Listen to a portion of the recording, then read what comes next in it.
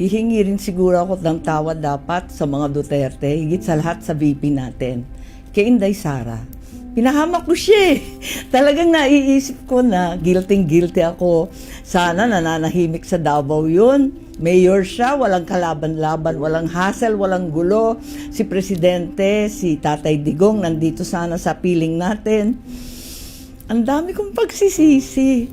Pero sa totoo lang, naisip ko rin, at nung kinakausap ko pa si VP noon, nung 2021, wala siyang kabalak-balak tumakbo para sa national. Nakarehistro na nga siya para mayor.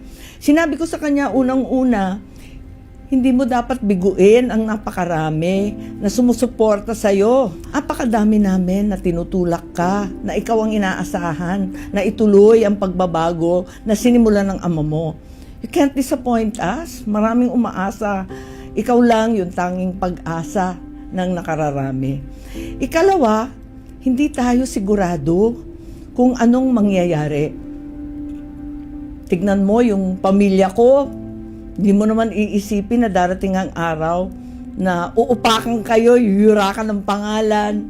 Talagang aping-ape ang pamilya, ganyan ang politika, brutal. Ngayon, nag-uusap kami, sabi nga niya, pag nayayamot, sasabihin sa akin, kasalanan mo to dinamay-damay mo pa ako eh.